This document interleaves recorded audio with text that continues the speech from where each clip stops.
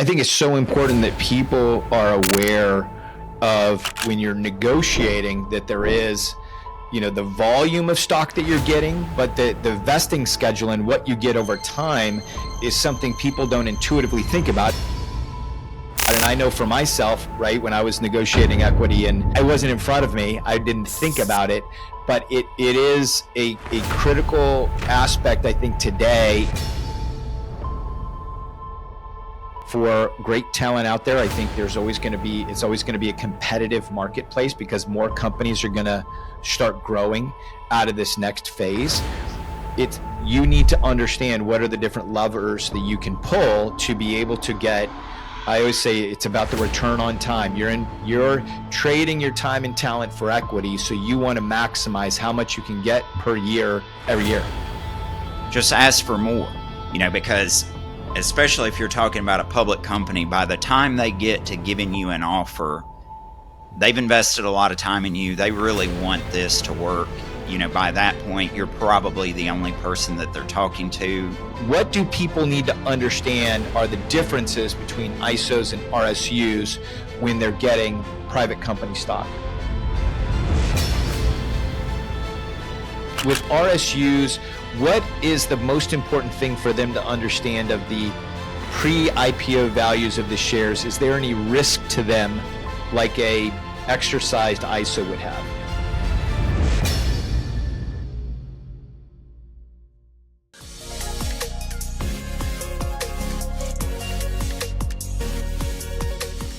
Welcome to Tech Careers and Money Talk. I'm your host, Christopher Nelson. I am excited to introduce everybody today to Landon Loveall.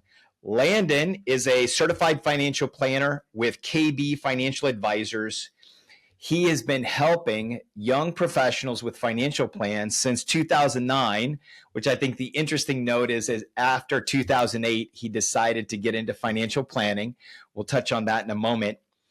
He specializes on helping technology employees, especially with financial plans, and he regularly posts a blog on the KB Advisors financial website. I'm going to put that in the show notes because I personally have been reading this for over a year. I get a ton of value out of this as well. Fun fact is when he's not assisting clients, he enjoys kayaking down the Duck River and spending time with his wife, Melissa, and their 3 children in Columbia, Tennessee. Welcome, Landon. Yeah, thanks for having me, Christopher.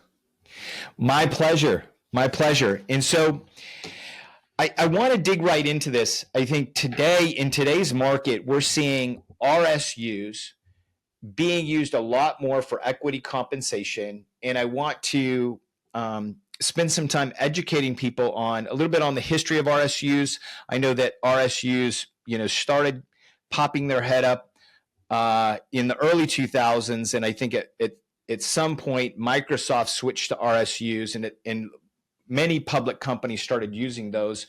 Can you give us some more information and education on RSUs? Yeah, and one of the other big names that everybody knows who was as far as I know the first to go to RSUs prior to an IPO was Facebook. And then the first time that we started dealing with RSUs in an IPO in a big way was Twitter. And so Twitter was, part of that early wave that started moving from Silicon Valley into San Francisco. And so especially the start of 2014 and 2015, we had all these Twitter employees contacting us and saying, I just got a W-2 with $1 million on it. I don't make $1 million. Is this right? Did they make a mistake? And kind of freaking out, over a tax situation that they had no idea was coming. Breaking it down real quick for people is restricted stock units is a type of equity compensation where you get a grant that says over this particular vesting schedule, and we'll stick to the traditional 4-year vesting schedule, you get this many shares that are going to be vested to you over time. And it is not a partial share vest. It means that when you vest that, you actually get ownership of those shares immediately. Did I get that right? Yeah, that's correct. And so when we talk about restricted stock units and we compare them to stock options, one of, kind of the key differences there is restricted stock units are a full value award. So Right. there's no exercise price. Whatever you're granted in terms of a number of shares, you're going to get all of that. And there usually is a time-based vesting schedule. And vest is when, the shares effectively become yours. The other key event is release or settlement, which is the point at which the shares are transferred into your ownership. They show up in your account. And it's also the point at which the value of those shares become taxable to you. The reason that I mention that is prior to IPO, we're usually dealing with double trigger RSUs where you've got the time based vesting schedule, which is the first trigger, and then you have the event based Mm. second trigger, which is the point at which the RSUs actually become taxable. That's before IPO. After IPO, vest and settlement, they're effectively the same event. Right. And RSUs at this point are the staple for public companies that are already public, the way that they grant equity compensation to technology employees. And I want to try and separate this conversation out because I think I do want to dig into the pre-IPO because I think that's becoming more prevalent. I think that's important. But I want to make sure that people are educated on the basics with the fact that when you're working for an already public company and you then go and negotiate and you have an RSU package, when you get to that particular vesting date, at that date, you're going to be receive the full value of the share, and then it will also be released to you as well. That's correct. And the other important thing to know there is, restricted stock units for tax purposes are considered a supplemental wage. So they're like, the annual bonus that you may have already been getting, except instead of coming to you in the form of cash, they come to you in the form of shares. But the reason that's important to know that they're a supplemental wage is there is mandatory withholding. So the most common, scenario that we see for that mandatory withholding is a sell to cover, where typically you're going to get about 60% of the shares that actually vest, and the other 40% are going to be sold to cover federal and state income tax, as well as Social Security, Medicare, and some of those other smaller benefit taxes. There are three options when that day comes. There's the sell to cover, same day sale, and there is cash transfer. I know for myself, I was a sell to cover guy. That was just the easiest, most automatic way. Do you ever see any use cases where a same day sale or cash transfer is a valid use case? So sell to cover is the most common, and it's often the default. So if if you don't do anything, Yeah. usually, sell to cover is going to be done for you. Same day sale, some companies will give you that option, or they'll have kind of a boilerplate trading plan where you can opt into a same day sale. And if that's available to you, for a lot of the people that we work with, it's a really good option, because then we don't have to worry about under withholding. And a lot of times after the IPO, our default strategy for those RSUs is going to be to look to sell them as soon as possible, and then to work that into your larger investment plan. Cash transfer, I don't think I've ever been involved in a cash transfer. I've worked with clients where that was available to them. But usually when that's on the table, there's a good chance that you've got a tremendous amount of equity already. And so you've probably contacted me because you're concerned about the amount of concentration that you're dealing with and wanting to diversify anyway. And so cash transfer is going to be the opposite of addressing that, concentration issue. And so a lot of times we use, sell to cover or same day sale as just a kind of an easy first step before we deal with some of your prior equity to stop the concentration from growing moving forward. Let me ask a couple questions. I'm curious what you're seeing in the market today around public company RSU equity packages, because as I'm out there talking with friends and people in my network, I'm seeing some very interesting variances to these plans that are, I think, important for just people to note, especially when they're in the negotiation phase. So I am seeing there are some plans now coming out, RSUs, that provide downside protection, meaning if you're getting a $250,000 salary and then you're also getting matched $250,000 a year in equity, if the equity value goes below that, they then give you extra shares to shore that up. Have you been seeing some different equity plans that give people downside protection? I have not seen that specifically. Now, I see companies do that effectively, even if they're not expressing that on the front end. And so going back to especially 2022 and then 2023, 2022, we had the layoffs. 2023, Right. We started to kind of come out of those layoffs, and the people who were still with those companies, in some cases, the companies recognize our stock's not performing the way you expected it to. When you were granted your RSUs, we're going to give you some larger than normal refresh grants to account for the fact that, this original grant is, way below the value you thought you were getting, even if it were just cash, that you've basically lost money on the fact that this grant was in the form of shares and equity and not cash. Now, one thing that I am seeing is on new grants, some companies starting to give tech employees the choice. Okay, we're giving you this value, $400,000 over 4 years. Would you like that all in RSUs, half in RSUs, half in cash, or 75% in cash, 25% in RSUs? I am seeing that, where prior to the last couple years, I really never saw that. I think that's an interesting development. One of the other things that I've seen, I think, is I've started to see.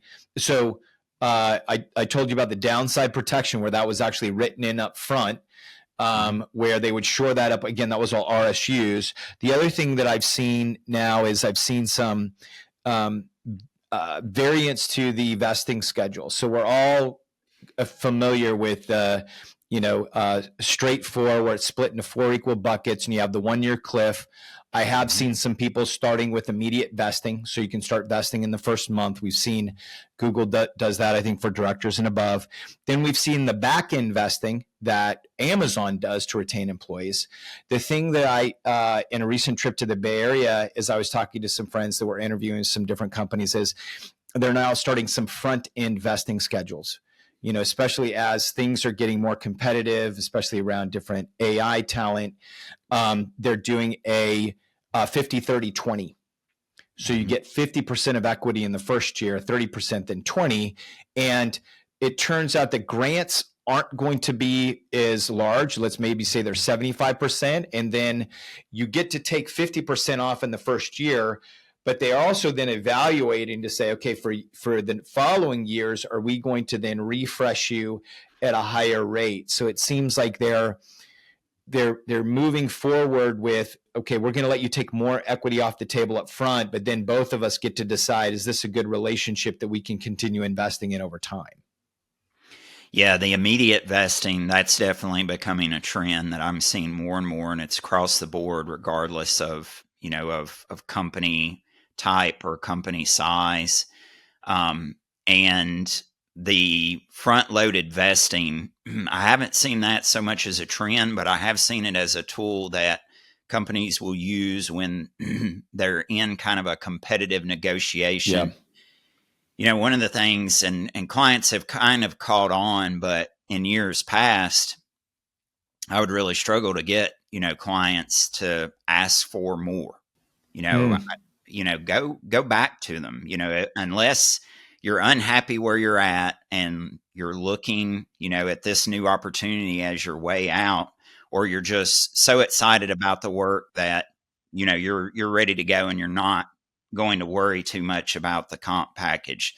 Just ask for more, because especially if you're talking about a public company, by the time they get to giving you an offer, they've invested a lot of time in you. They really want this to work. By that point, you're probably the only person that they're talking to. If this falls apart, they got to start all over again. So this is your opportunity. Ask for more. And in some cases, when I would get clients to do that, that's what the companies would come back with. They would say, well, you're at the top end of the range that we've got for this position, but here's what we can do. Instead of getting your RSUs over 4 years, we're going to do kind of a standard grant over 4 years, but then we're going to take that and break it out into an additional grant that's going to be accelerated into that first year, to where you're going to get more of what we would have given you up front, and you're not going to have to wait as long to get it. So that's the case where I've seen, those front-loaded grants. I think it's so important that people are aware of, when you're negotiating, that there is, the volume of stock that you're getting, but the vesting schedule and what you get over time is something people don't intuitively think about. And I know for myself, right, when I was negotiating equity in, 2010, 2012, and all these times that I was negotiating for it, I wasn't in front of me. I didn't think about it, but it is a critical aspect, I think, today. And as companies, I think, there have been a round of layoffs. I think for great talent out there, I think it's always going to be a competitive marketplace, because more companies are going to start growing out of this next phase. You need to understand what are the different levers that you can pull to be able to get. I always say it's about the return on time. You're trading your time and talent for equity, so you want to maximize how much you can get per year, every year. Yeah, absolutely. And then, the big risk. So when we talk about equity for tech employees, that's what makes tech different, than really any other industry in terms of the employee experience and how compensation works. But the other thing about that equity is until it's yours, it's dependent upon you keeping that job. And so the big risk for any employee, whether equity is involved or not, is, for the most part, the company can at any moment in time decide that you're not needed anymore. And then that equity, goes away. And so that's the challenge I get really excited about kind of helping my clients navigate, because located where I am in Tennessee, we're right outside of Nashville, but there's still kind of that small town feel and function here, where you've got these family small businesses. And so you've got second and third generations that are benefiting from the work of their parents and their grandparents, and there's property and equity there that is theirs. There's no company that decides we don't need you anymore.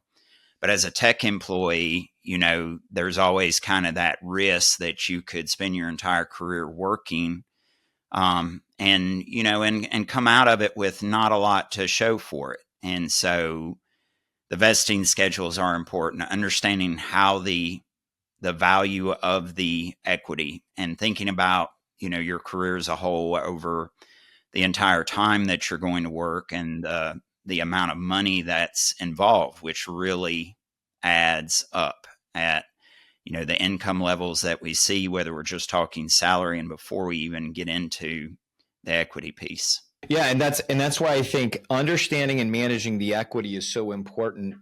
And what my family and I did as a strategy, Landon, was we wanted to live within our salary.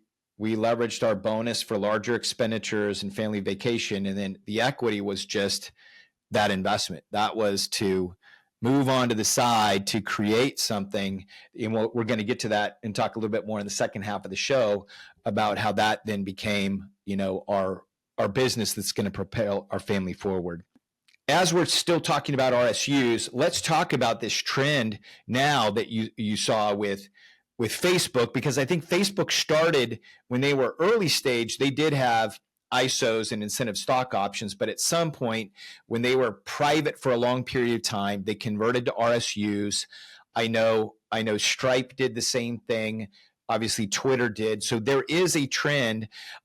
What do people need to understand are the differences between ISOs and RSUs when they're getting, private company stock? Yeah. And it's a definite trend. And then you mentioned Stripe, and Stripe's an interesting one because these companies are now waiting so long to go through an IPO.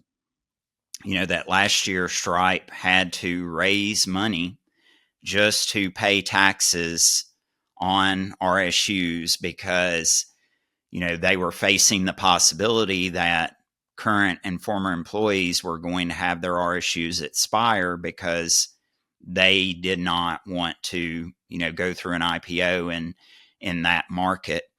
And then with Instacart, in their IPO last fall, working with folks there, one of my clients told me, they've told us that there's only like 180 of us still working here who have incentive stock options.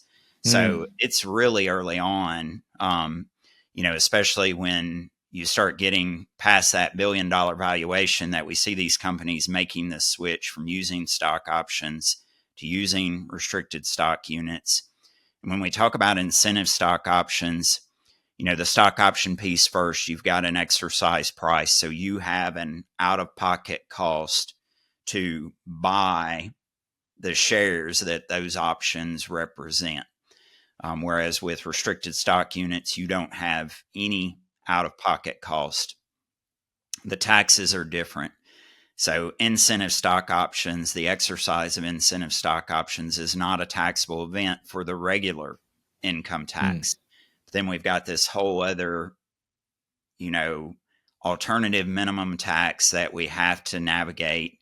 And I do my best. I feel like I'm pretty good at making it simple, but usually when I explain it to someone for the first time, they just look at me and go like, who thinks of this? And I go, this is how our tax code works. When you get a bunch of people and legislative process involved, this is what we end up with. So incentive stock options, you've got the alternative minimum tax and all of that to think about. Restricted stock units, you don't. For tax purposes, restricted stock units are fairly straightforward. Once the shares end up in your brokerage account, 100% of that value on the day that they release or settle to you becomes taxable, and it becomes taxable as ordinary income. With pre-IPO RSU shares, that's where you have the double trigger. So you vest and you actually own the shares, but they're not at that point deposited in your account. That's going to happen post-IPO. Is that correct? Yeah, that's correct. So, prior to the IPO, they vest.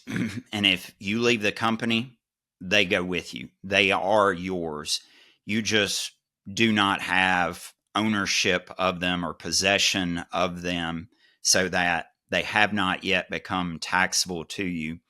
So in the IPO, one thing, that can kind of catch people off guard is, you may have 4, 5, 6 years of restricted stock units that have vested that are now going to become taxable in a single event.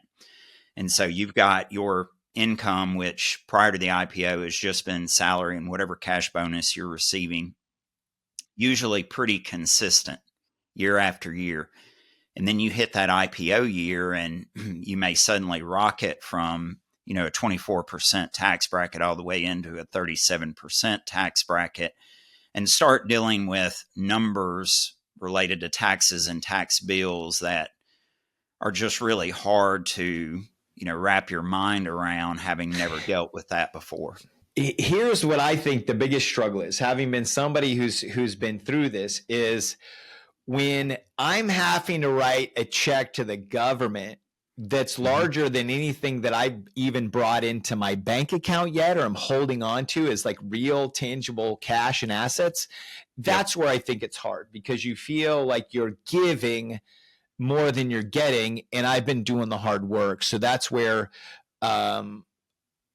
going writing that first big tax check is like what was it, you go through all the stages of grief, like you're dealing with Yes. the loss.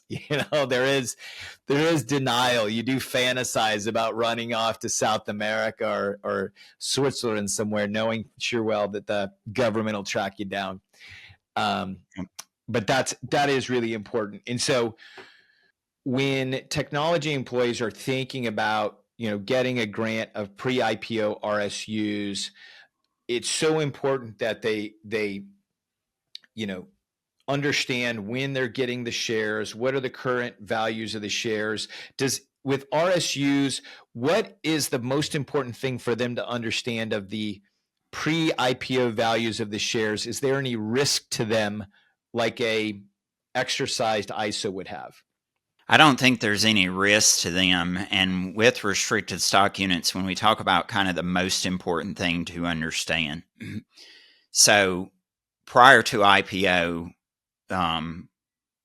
whether it's startup or it's, a company that's been around for a while that's raised, a number of rounds, the thing that, clients, they'll really struggle with trying to quantify what they're being granted in their equity. And so prior to the IPO, a lot of times they'll go to, the number of RSUs or options or the percentage of the company that they're being granted. Right. And I tell them, that's great. And being granted more, is better. But the price, what's that big unknown variable, the future liquidity event and the price that you're going to be able to sell at.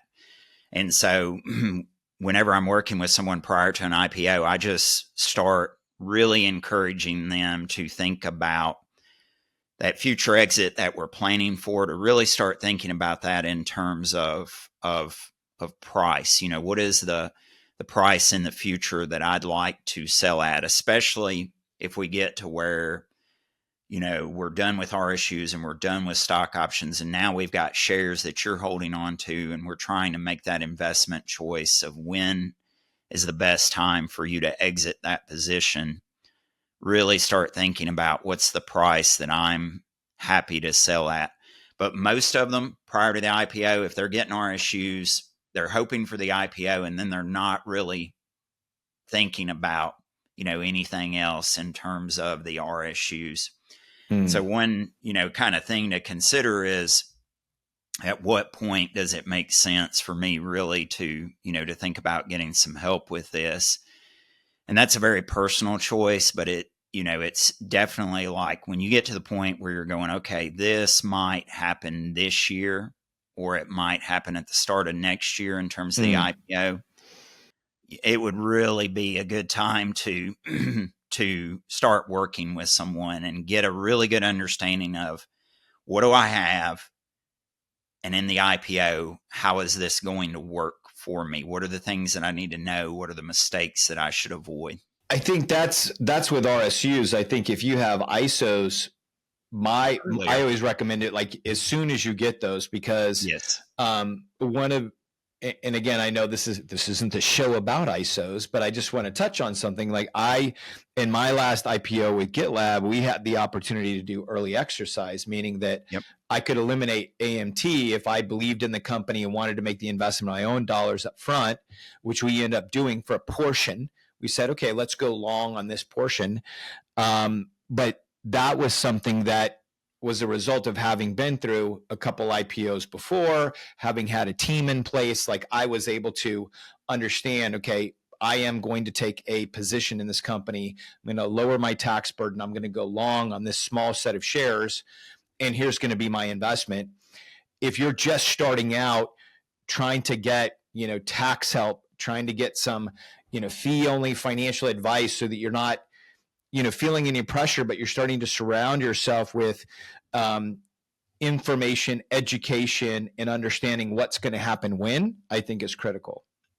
Yeah, absolutely. I agree. And so with incentive stock options, I tell folks there's kind of that early opportunity, real early on when you've just started, where there's not a lot of difference between your exercise price and the value of the company. You've got a window there. And then you enter this kind of desert in the middle where there's a big gap between your exercise price and the fair market value of those shares. And the alternative minimum tax just keeps getting bigger every Yep. year, but you don't know when you're going to have an exit. That's really tough. And then there's kind of right there, your next really good window is right around that IPO. And then we get into the question of how much risk are we going to take around an IPO, that maybe it happens, maybe it doesn't. And so incentive stock options are a whole nother thing. And they're a lot of fun, for me because of all the different variables and kind of the combination of things that we can consider doing. 100%. I think that's actually worthy of another show. Because we can go down all the nuances there. One of the things I wanted to touch on, because I know that we talked about at the beginning, is what do employees need to know about their pay stubs when it comes to equity compensation? Because I know pay stubs then have a relation to, taxable events and those things. Yeah, absolutely. So prior to equity comp becoming taxable, your pay stub, your direct deposit every, other week, it's all standard, straightforward. You get a W-2 at the end of the year, you file your taxes. So a lot of times our clients, they're typically going to be around 35 years old, when they reach out for the first time. And so they've got 10 years of their career where they've gotten accustomed to kind of this regular pay stub that they get.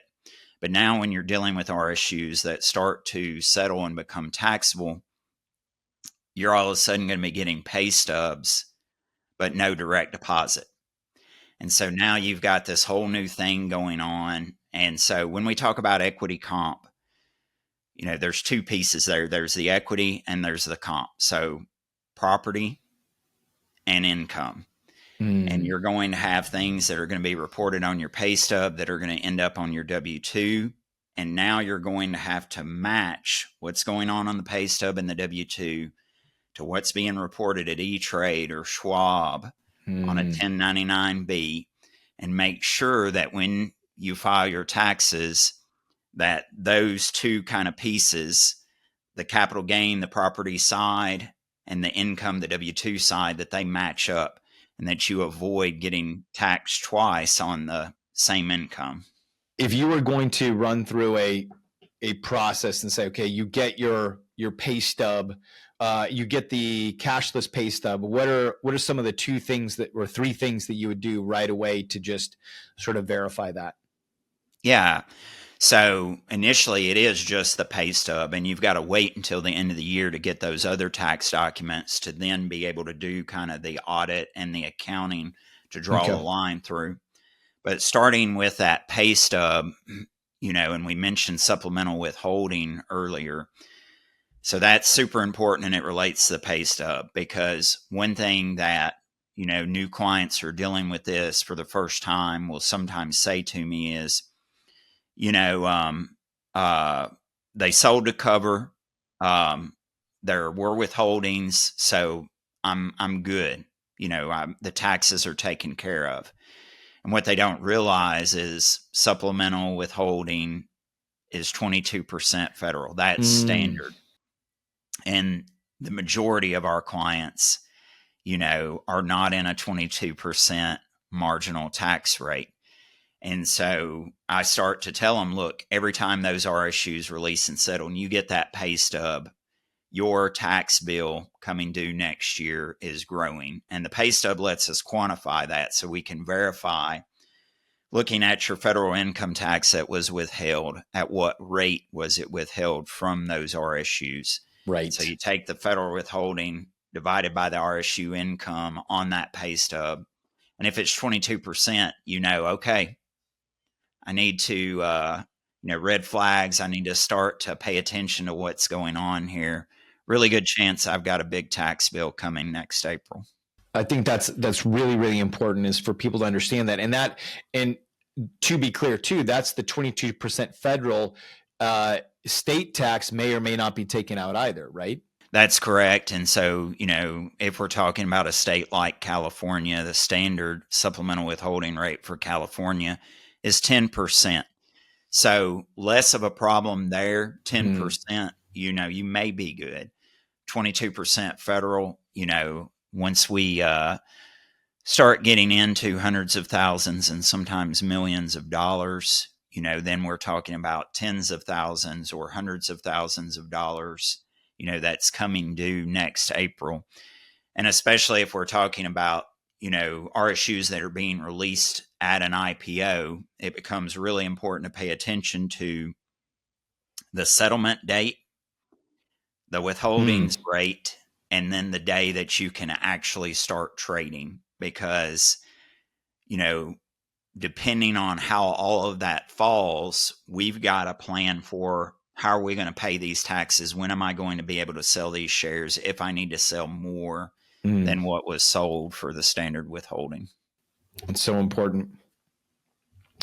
Well, I know you and I could continue to talk about RSUs all day long, but I think the big takeaway here is that, RSUs are a staple for public company equity compensation. It's now being seen more and more, especially in late stage private companies. Get educated. I'm going to put a couple links to some of your blog posts. I think you have some very, very well written blog posts on RSUs. Thank you so much for joining Landon and I in this conversation about RSUs.